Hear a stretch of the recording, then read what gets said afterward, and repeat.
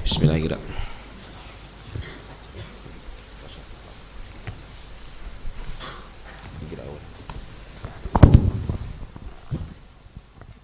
Bismillahirrahmanirrahim. Wadhkur ya Muhammad idh qala rabbuka lil malaikati inni ja'ilun fil ardi khalifah yakhlufuni fi tanfidhi ahkami fiha wa huwa Adam. Qalu ataj'alu fiha man yufsidu fiha bil ma'asi wa yasfiku ad-dima' yuriku bil qatli kama fa'ala banul jan wa kanu fiha falamma afsadu arsalallahu alaihim al malaikata fatarraduhum bilal jazair wal jibal wa nahnu nusabbihu mutalabbisina bihamdika ay naqulu subhanallah bihamdi wa nuqaddisu lak nunazzihuka amma la yaliku bika fallam zaida wal jumlah hal ay fa nahnu ahaqu bil istikhlaf qala ta'ala inni a'lamu ma la ta'lamun minal maslahah fi istikhlafi adam wa anna dhurriyyatahu fihim al mudhi wal as fayadharu al-adlu bainahum Wa anna dzurriyyatahum fihim al-mudhi wal asi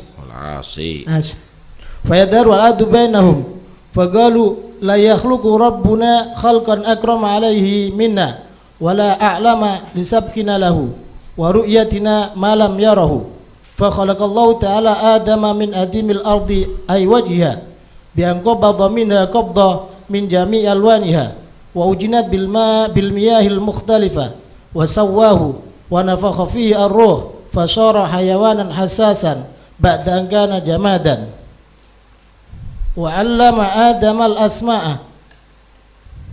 Syafi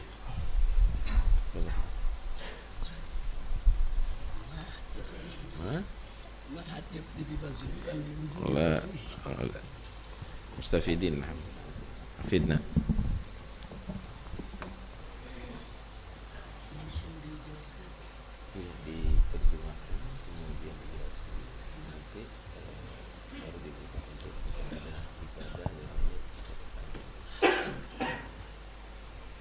Bismillahirrahmanirrahim.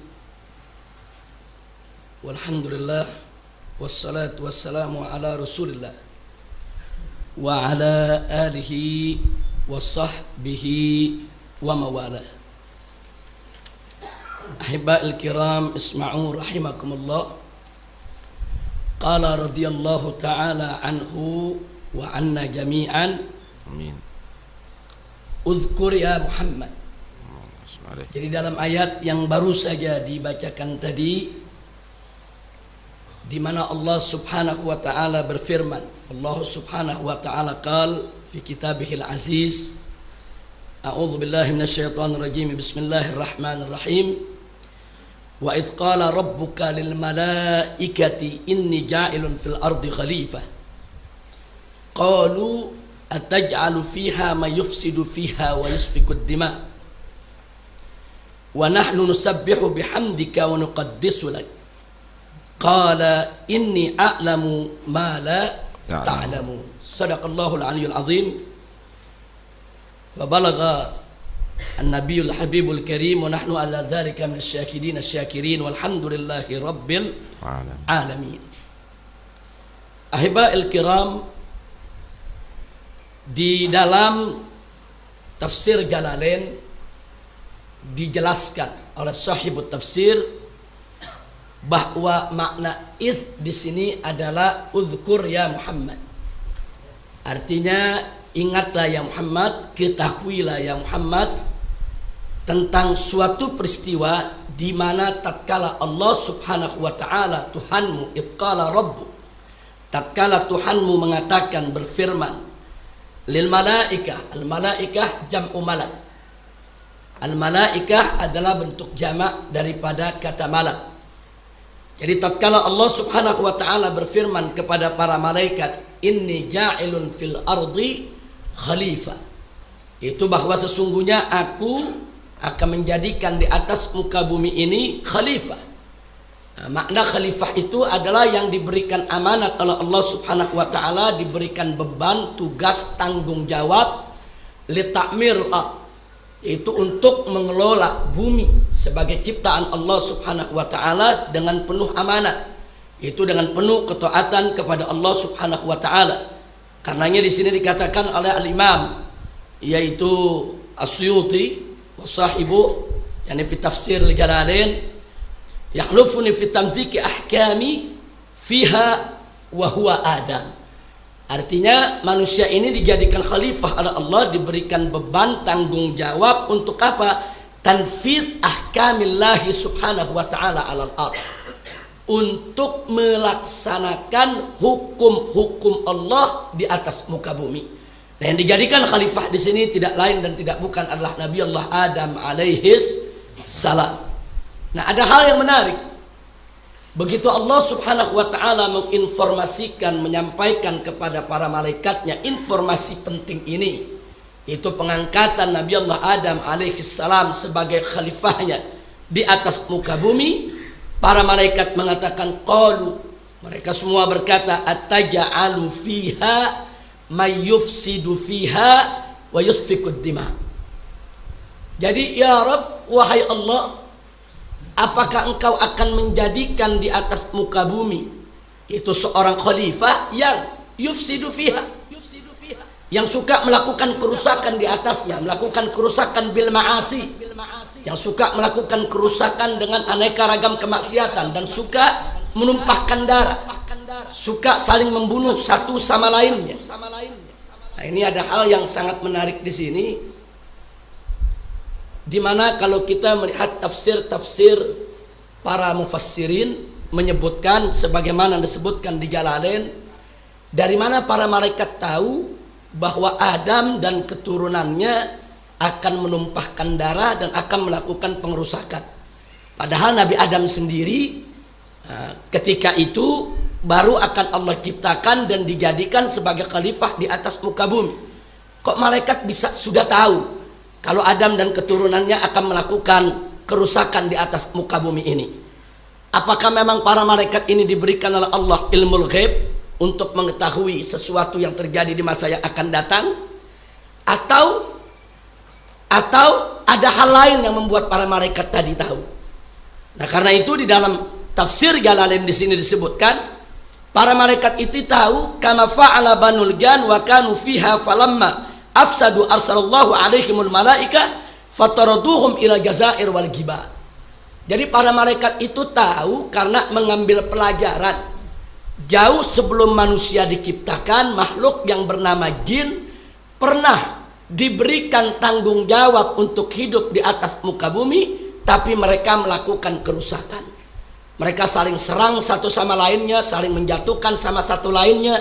Begitu makhluk jin ini melakukan kerusakan di atas muka bumi ini, Allah mengirim para malaikatnya untuk mengusir mereka, sehingga akhirnya mereka itu hidup di gunung-gunung, di tepi-tepi pantai yang jauh di sana, sehingga mereka dicabut, yaitu untuk tidak lagi mengurus, yaitu amanat Allah Subhanahu wa taala untuk mengelola bumi.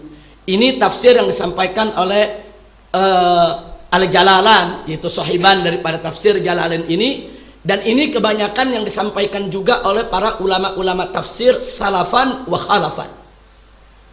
Saya berhenti dulu di sini sejenak. Perlu kita waspadai bahwa ayat ini juga dijadikan dalil oleh kelompok liberal di dalam mendukung teori evolusi Darwin. Ayat ini yang digunakan. Jadi ada teori evolusi Darwin yang mengatakan manusia ini sebetulnya asal muasalnya dari monyet, yang kemudian monyet di zaman dahulu kala ini, purba kala ini, mengalami evolusi, perubahan secara sedikit demi sedikit, sedikit demi sedikit, sampai akhirnya menjadi sosok manusia.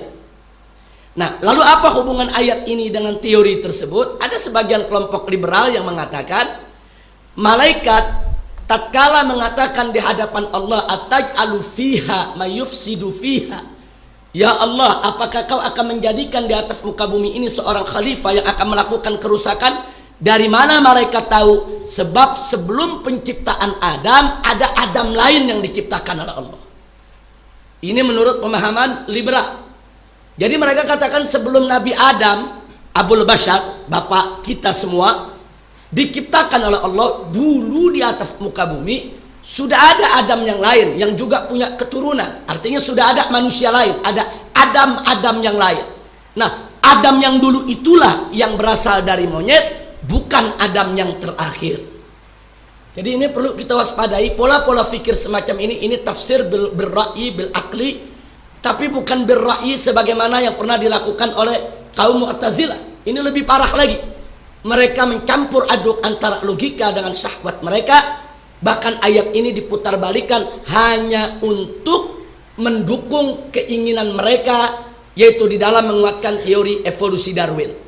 Nah, karena itu perlu kita sampaikan, tidak ada satu ayat Al-Quran pun, tidak ada satu hadis Nabi pun yang menjadi dalil baik secara sharih ataupun ghair sharih yang menunjukkan sebelum Nabi Adam sudah ada makhluk yang bernama manusia.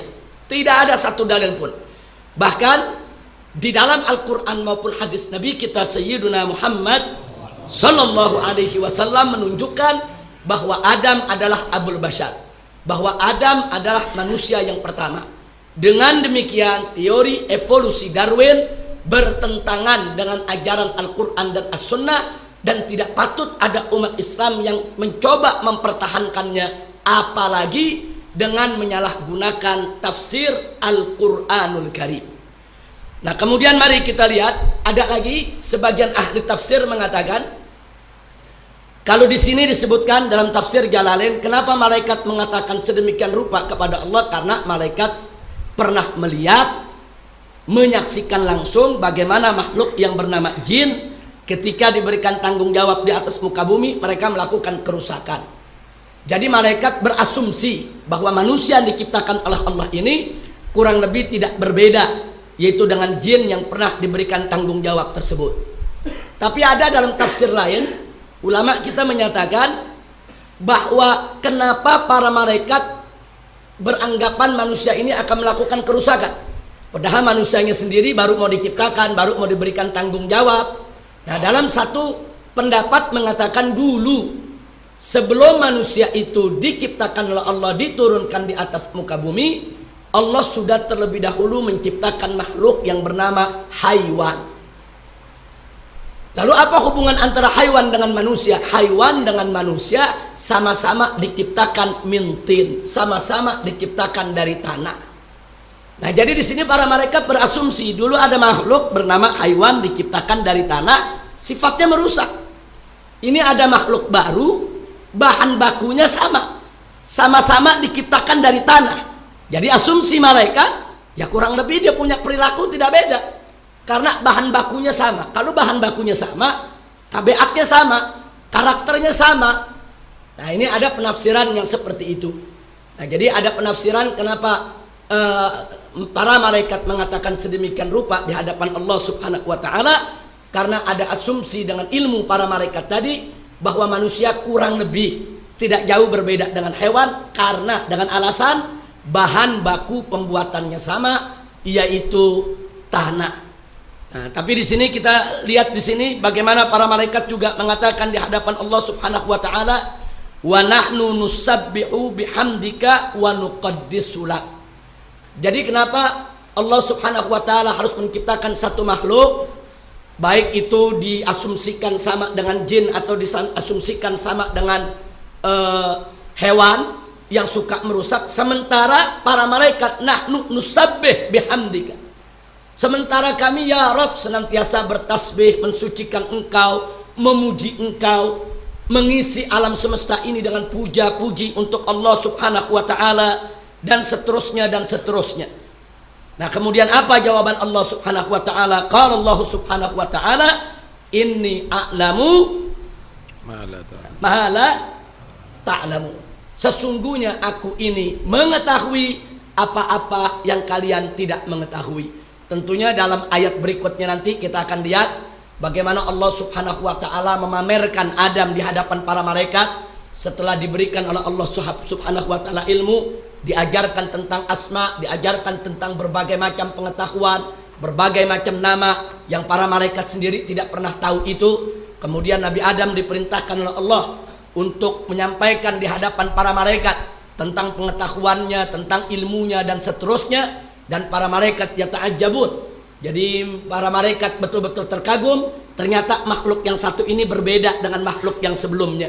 Walaupun manusia itu bahan bakunya sama dengan haiwan, sama-sama dari tanah, tapi ada keistimewaan manusia yang tidak dimiliki oleh hewan, yaitu al-aql yang Allah Subhanahu wa taala berikan kepada Adam, sehingga Nabi Allah Adam menerima ilmu yang luar biasa dari Allah, yang kemudian ilmu itu Allah yang perintahkan untuk dipamerkan di hadapan para malaikat, sampai akhirnya para malaikat yaitu mengakui bahwasanya Allah Maha Suci. Tidak ada ilmu bagi siapapun termasuk yaitu bagi malaikat kecuali yang diberikan oleh Allah Subhanahu wa taala. Tentunya itu merupakan tafsir lanjutan daripada ayat ini. Saya tidak ingin panjang ke sana, hanya saya ingin mengingatkan di sini bahwa ayat ini harus kita tafsirkan sesuai dengan tafsir para ulama salaf kita. Jangan sampai kita terpancing dengan pemikiran-pemikiran yang sesat, menyesatkan dengan menggunakan ayat suci Al-Quranul Karim untuk mendukung daripada hawa nafsunya. Nah, kemudian ada satu lagi. Kadang-kadang kaum liberal mengatakan di sini, mereka mengatakan, coba kita lihat ini, malaikat protes kepada Allah. Jadi mereka bilang ini dalil untuk protes. Jadi yang namanya protes itu adalah suatu hal yang memang harus dilakukan oleh manusia dengan dalil malaikat sendiri kepada Allah protes. Saudara, kita menafsirkan Al-Quran harus adaban. Kita harus punya adab kepada Allah Subhanahu wa taala, karena yang kita tafsirkan adalah firman Allah, kalam Allah. Tidak boleh kita sembarangan untuk menafsirkannya bil ra'yi bil aqli, apalagi ingin memutarbalikkan, apalagi at-tala'ub bil ayatil karimah. Nah, karena itu yang perlu kita luruskan di sini, para malaikat ini bukan protes kepada Allah, karena malaikat itu adalah makhluk yang tidak pernah khianat maksiat kepada Allah. Makhluk yang diciptakan oleh Allah Subhanahu wa taala min nur, dari awal penciptaannya ila yaumil qiyamah, mereka tidak akan pernah maksiat kepada Allah Subhanahu wa taala. Jadi jangan pernah berpikir malaikat tidak ridho dengan putusan Allah, malaikat sehingga protes dengan Allah punya keputusan, malaikat tidak ridho dengan Allah punya ketetapan, maka semua itu adalah pemikiran yang jauh daripada kebenaran. Di sini malaikat hanya menyampaikan keheranannya, dan itu sesuatu yang wajar. Malaikat menyampaikan keheranannya kepada Allah. Kok ada makhluk yang diciptakan dari tanah dijadikan sebagai khalifah di atas muka bumi, padahal ada makhluk lain yang pernah Allah ciptakan sebelumnya juga dari tanah melakukan kerusakan di atas muka bumi. Ada apa sebetulnya di balik ini semua? Jadi sangat tidak adab sekali kalau kemudian ayat ini kita jadikan dalil seolah-olah malaikat ini protes, mendemo Allah Subhanahu wa taala, tidak terima yaitu dengan apa namanya, dengan Allah punya keputusan. Kemudian di sini ada lagi yang mengatakan malaikat betapa menunjukkan dirinya, kami ini yang mensucikan Allah, kami yang mengagungkan Allah, seolah-olah malaikat itu takabur, merasa lebih berhak untuk menjadi khalifah daripada manusia, padahal malaikat bersih daripada sikap takabur. Sikap takabur adalah sifat iblis, bukan sifat malaikat. Nah, karena itu di dalam menafsirkan ayat ini jangan ada suudzon kepada para malaikat. Malaikat tidak pernah takabur, malaikat tidak pernah yaitu di hadapan Allah Subhanahu wa taala merasa mereka lebih mulia, lebih suci, lebih agung, lebih bagus daripada manusia yang diciptakan oleh Allah. Dan malaikat tidak pernah protes keputusan Allah Subhanahu wa taala, hanya para malaikat menyampaikan keheranannya, sesuatu yang di luar ilmu para malaikat. Makanya di ayat berikutnya kan malaikat akhirnya mengakui bahwa la ilma lana illa ma 'allamtana, tidak ada ilmu bagi kami ya Allah kecuali yang kau ajarkan kepada kami. Jadi malaikat akhirnya mengakui juga di hadapan Allah keterbatasan ilmu mereka, keterbatasan pengetahuan mereka. Jadi apa yang malaikat sampaikan semata-mata muncul dari keterbatasan ilmu pengetahuan mereka, bukan dari ketakaburan mereka, bukan dari sifat keras kepala mereka. Nah baiklah ya ikhwan, ahibba'i rahimakumullah. Sebelum saya akhiri sedikit apa yang perlu saya sampaikan, yaitu dalam pembacaan tafsir ini, saya hanya ingin mengingatkan, tolong hati-hati. Di zaman sekarang ini ada satu metode baru yang dicoba untuk dipraktekkan terhadap tafsir Al-Quran, yaitu metode hermeneutika. Dan dengan menyesal saya sampaikan, metode hermeneutika ini sudah menjadi mata kuliah wajib di beberapa universitas Islam negeri. Yang saya sesalkan adalah metode hermeneutika tadi dipelajari bukan untuk kita tanggapi, tapi untuk kita terapkan. Nah ini yang berbahaya. Apa itu hermeneutika? Hermeneutika itu adalah metodologi penafsiran Bible. Jadi metodologi penafsiran Bible itu adalah kitab Injil yang sudah muharraf, yang sudah diselewengkan. Itu ada metode penafsirannya, di mana metode ini digunakan oleh para agamawan, rohaniawan, umat Kristiani di dalam menafsirkan kitab suci mereka. Kenapa metode ini lahir? Karena sebelum ada metode ini, banyak agamawan kebingungan di dalam menafsirkan Bible yang isinya banyak bertentangan dengan ilmu pengetahuan modern, banyak bertentangan dengan sains modern, sehingga banyak umat Kristiani memprotes gereja. Dulu tidak ada Protestan, dulu ada hanya satu Kristiani. Tapi setelah banyak ayat-ayat Bible bertubrukan dengan sains modern, akhirnya para ilmuwan mempertanyakan keotentikan, keoriginalan, kemurnian daripada Bible itu sendiri. Karena menurut mereka kalau ini kitab suci, benar dari Tuhan, nggak mungkin bertentangan dengan ilmu pengetahuan modern. Nah, untuk persoalan itu banyak ilmuwan yang diseret oleh gereja dan dihukum mati. Termasuk Galileo ketika mengatakan, melanjutkan daripada teori Kopernikus, mengatakan bumi itu bulat, mengatakan bumi itu berputar pada porosnya dan seterusnya. Galileo itu diseret dan diadili, disidang oleh gereja dan diminta untuk bertaubat, mencabut teorinya. Kalau tidak, Galileo akan dibakar hidup-hidup. Akhirnya Galileo tidak berani untuk menanggung penderitaan tadi.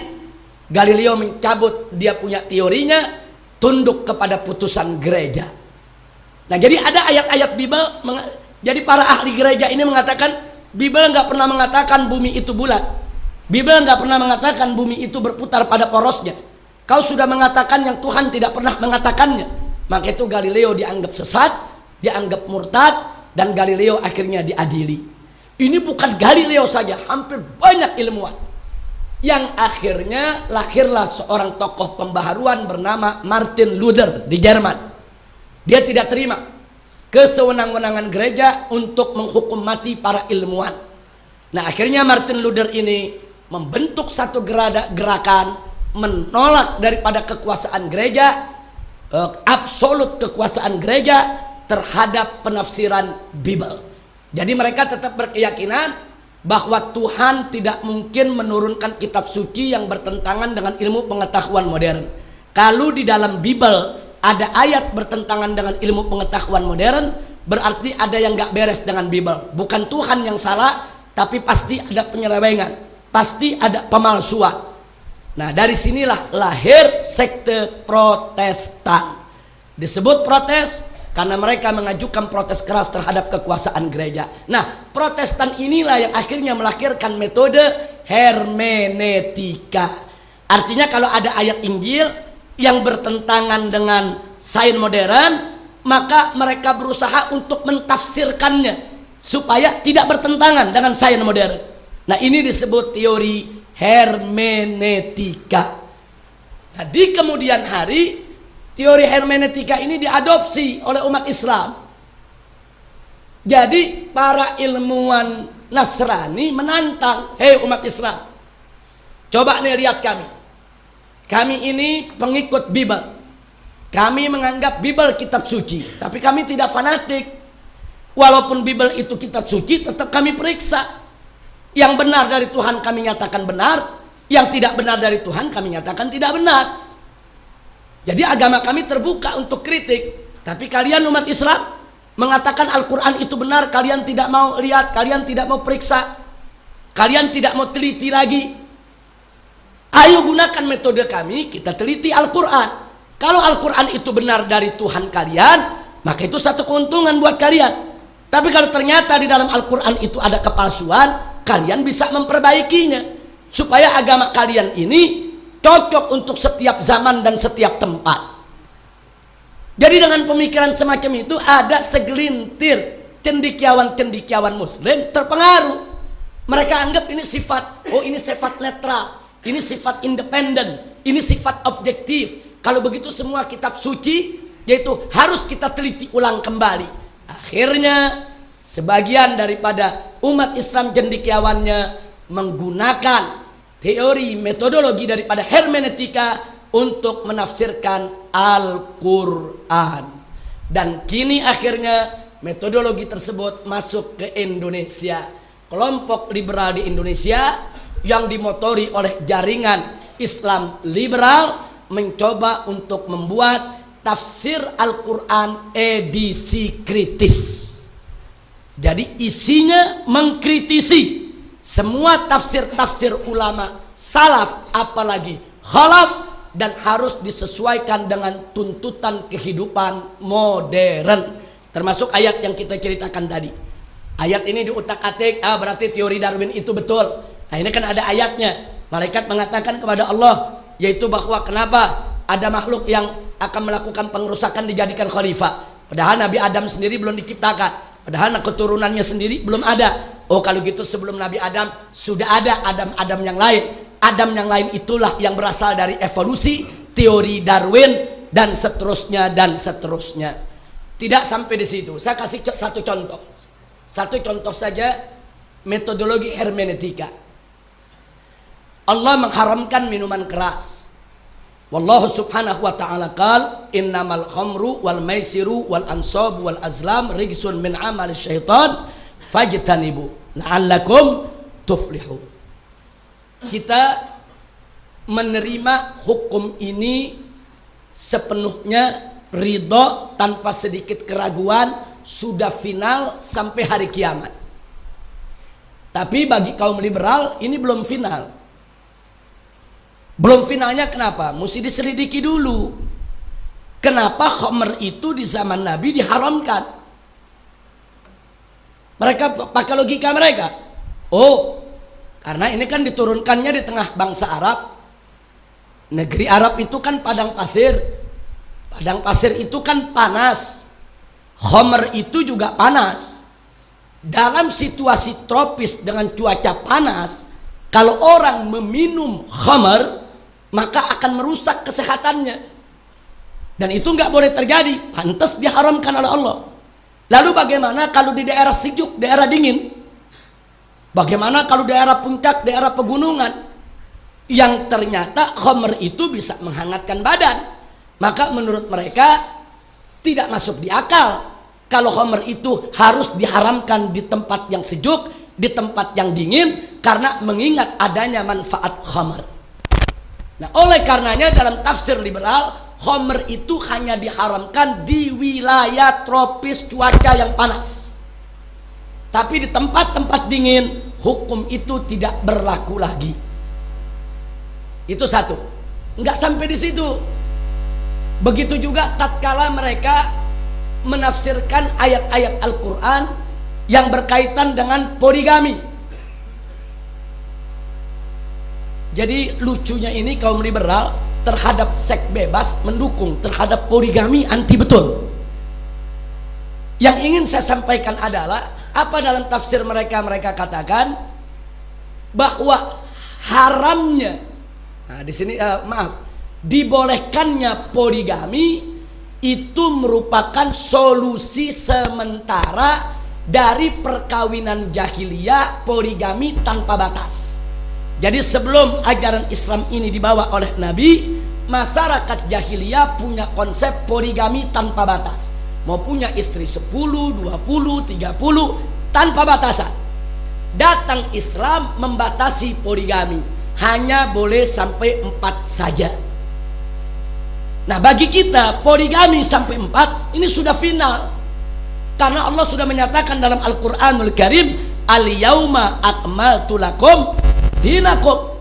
Jadi Allah sudah turunkan Islam ini sempurna, Al-Quran ini sempurna, hukumnya sudah final, tidak boleh diubah. Tapi bagi kalangan liberal ini belum final. Mereka katakan, mari kita pelajari sejarah. Kenapa dulu poligami dibatasi 4? Karena di zaman jahiliyah poligami tanpa batas. Kalau langsung dilarang, tentu masyarakat supaya mereka terima, halalkan dulu poligami tapi batasi sampai 4. Berarti tujuan syariat Nabi menghapus poligami, cuma belum sempat dihapus, Nabi sudah meninggal. Nah, kita yang memahami itu harus melanjutkan perjuangan Nabi. Kalau tujuan syariat Nabi menghapus poligami, kenapa sekarang tidak kita hapus itu poligami? Karena itu poligami itu haram. Di zaman sekarang ini sudah tidak boleh lagi umat Islam poligami, karena itulah sebetulnya daripada mereka pakai dalil maqasidus syariah, mereka pakai dalil yaitu al-maslahah, mereka pakai dalil-dalil lainnya, seolah-olah syariat ini tidak sempurna.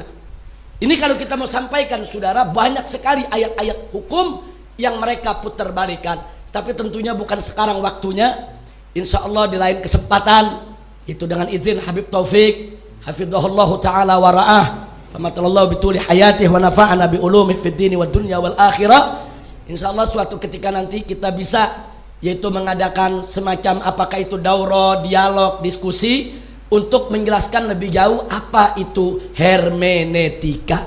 Jadi tolong dipahami bahwa saat ini kelompok-kelompok liberal di dalam menafsirkan Al-Quran, di dalam mentakwil hadis, mereka semua memakai metodologi hermeneutika. Jadi kita mempelajari hermeneutika bukan untuk kita terapkan araftus syar la li syarrin.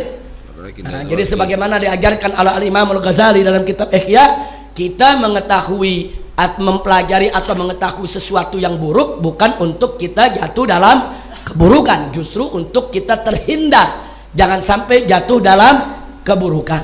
Nah, mudah-mudahan di lain waktu kita bisa membahas itu lebih jauh lagi. Saya hanya ingin menginformasikan karena kebetulan hari ini dapat ayat soal inni ja'ilun fil ardi khalifah, saya jadi ingat yaitu paparan daripada kaum liberal, sehingga saya informasikan supaya bisa meningkatkan kewaspadaan kita semua.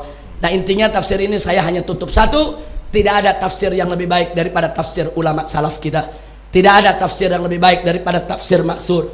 Dan jangan sekali-kali kita sembarangan menafsirkan Al-Quran tanpa ilmu pengetahuan, karena Al-Quran adalah kalamullah. Kalau ucapan seorang presiden tidak boleh sembarangan ditafsirkan oleh para menteri, lalu bagaimana dengan firman Allah? Lebih tidak boleh sembarangan ditafsirkan oleh hamba-hambanya, saudara. Nah, karena itu mudah-mudahan Allah memberkahi kita semua, dan mudah-mudahan tafsir yaitu Jalalain ini yang kita selalu pelajari membawa keberkahan buat kita semua. Amin. Nah, jadi sebagai penutup saya hanya katakan, kalau kita ini kaum salafiyah, Ahlus Sunnah wal Jamaah, itu berpegang kepada tafsir Jalalain. Orang-orang liberal tafsirnya tafsir jalan lain. Nah, jadi kadang-kadang ngawur dia punya tafsirnya. Nah, itu saja. Jazakumullahu khairal jazaa ala ihtimamikum.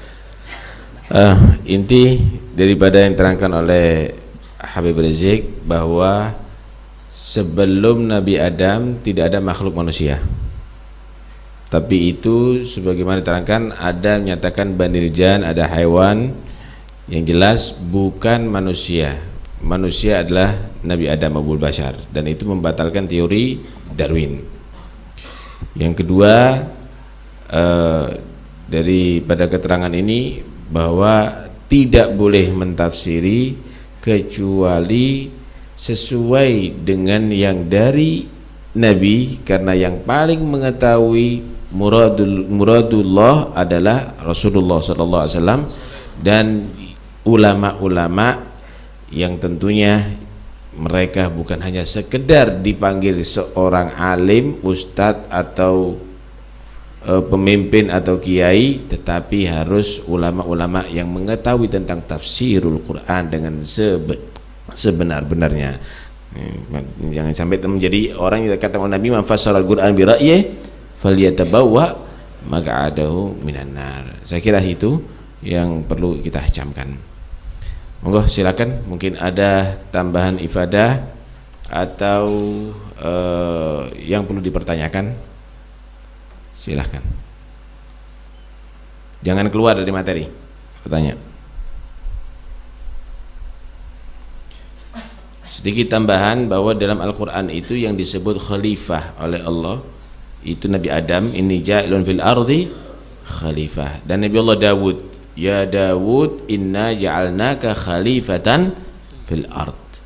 Tetapi tidak menuntut untuk selain mereka menjadi khalifah ada di bumi, sebagaimana Allah menyatakan wa ja'alnakum khalaifal ardi dalam Al-Quran. Allah menyatakan menjadi khalaifal ardi, jadi khalaif jadi khalifah. Dan khalifah di sini bukan pengganti Allah, tetapi untuk tanfidul ahkam, untuk mengajarkan dan mengeterapkan hukum-hukum Allah di atas bumi kepada manusia tadi itu. Karena itu para malaikat sebetulnya tadi sudah diterangkan oleh Habib Rizik bukan protes, tapi malaikat heran kenapa Allah menciptakan lagi manusia kalau untuk memuji Allah udah dilakukan malaikat, untuk mentakdis Allah udah dilakukan oleh para malaikat. Karena malaikat itu bukan tidak dinyatakan mukallaf, itu malaikat. Tidak ada taklif kepada para malaikat, kan Allah menciptakan malaikat sudah memang menjadi makhluk yang taat, tidak mungkin maksiat, la ya'sunallah ma amarahum wa yaf'aluna ma yu'marun. Sehingga para malaikat kalau untuk takdis, untuk tasbih udah dilakukan, wa nahnu nusabbihu bihamdika wa nuqad disulak. Tapi Allah tidak menghendaki yang di bumi ini khalifah hanya mentakdis, hanya beribadah sebagaimana makhluk kepada Tuhannya aja, tapi harus ada tanfidul ahkam untuk melaksanakan hukum-hukum Allah yang ada di atas bumi. Karena itu mereka disebut khalifah. Mereka disebut khalifah. Nah, ada yang lainnya? Allah. Assalamualaikum warahmatullahi wabarakatuh. Salam. Ini ada pertanyaan. Sebenarnya nggak perlu salam lagi lah, ya, langsung aja. Tadi itu malaikat ketika Allah Subhanahu wa ta'ala hendak menciptakan manusia, malaikat mengatakan mereka akan merusak, membuat kerusakan yang ada di bumi dengan asumsi bahwasannya sebelum manusia diciptakan bangsa hewan yang bahan bakunya sama. Nah, lantas kenapa kaum liberal tadi mengatakan bahwasannya hewan itu kok kera, kok bukan hewan-hewan yang lain kok harus kera yang hidup itu? Itu aja. Ya kan mereka itu. Ya mereka mengatakan kok kera saja. Termasuk memperkuat ini ya. Ya karena itu nggak diterima itu teorinya. Ini sebenarnya kalau dikatakan manusia itu karena dari evaluasi kera, jawaban yang paling pasti kenapa kera sekarang tidak ada yang pernah jadi manusia begitu. Kok kera dulu bisa jadi manusia begitu. Jadi sebenarnya ya nggak ada ngada-ngada lah, karena itu bukan ilmiah, tentunya jahiliyah, tapi anehnya diajarkan dalam sekolahan-sekolahan kita. Ini yang sangat padahal seluruh agama nggak ada menyatakan dari kera manusia dari itu. Heran ini, di negara Pancasila bisa diadakan di teori itu diajarkan ada di sekolahan-sekolahan tadi itu. Sebenarnya harus ditentang, itu harus ditiadakan, tidak boleh diajarkan karena bertentangan dengan ajaran agama. Tanya agama Kristen, Katolik, semuanya juga menentang itu semuanya. Yahudi pun juga menentang, mereka menyatakan Abul Bashar adalah Adam alaihissalam. Repot, ya nggak pahaman apa maksudnya. Ada yang lainnya perlu ditanyakan, fadhal. Satu pertanyaan boleh kita buka, selebihnya enggak boleh. Fadhal.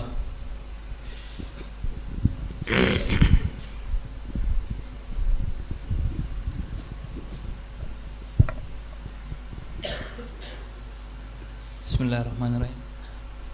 Apa kiat-kiat yang bisa kita terapkan dalam keluarga, dalam masyarakat sekitar kita untuk mengantisipasi bahaya liberal ini? Soalnya kita jujur, kita kadang-kadang kewalahan membedakan mana yang liberal dan mana yang sesat-sesat lainnya. Kiat-kiat yang paling jitu, yang paling efisien saya rasa ya.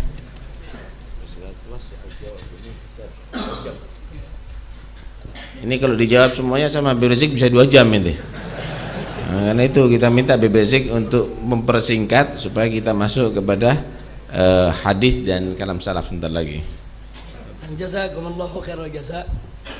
Sebetulnya ada satu kiat yang luar biasa yang sudah Allah berikan dalam Al-Qur'anul Karim dan diamanatkan kepada kita semua. Wallahu subhanahu wa ta'ala qala fas'alu ahla dzikri in kuntum la ta'lamun. Tanyakan kepada ahli dzikir, tanyakan kepada ulama, tanyakan kepada fuqaha. Itu tatkala kamu tidak mengetahui persoalan. Sebetulnya kiat di tengah masyarakat simpel.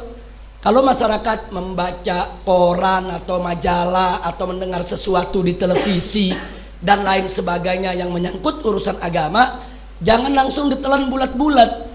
Nah, kita kembalikan kepada guru kita kembalikan kepada syekh kita kembalikan kepada habib kita bawa ke majelis kita tanya. Kalau ini mau dipegang, insya Allah masyarakat, keluarga kita di rumah tidak akan pernah mudah terpengaruh oleh pemikiran-pemikiran yang sesat dan menyesatkan, baik itu pemikiran liberal atau pemikiran-pemikiran lainnya di luar Ahlus Sunnah wal Jamaah. Jadi kuncinya bagi masyarakat awam atau juga bagi kalangan santri, yaitu jangan lupa untuk ta'alluq bisyekh, untuk jangan lupa ta'alluq kepada guru. Nah, di sini kita ada majelis, di sini ada Habib Taufik yang mengajar dan habaib-habaib yang lainnya.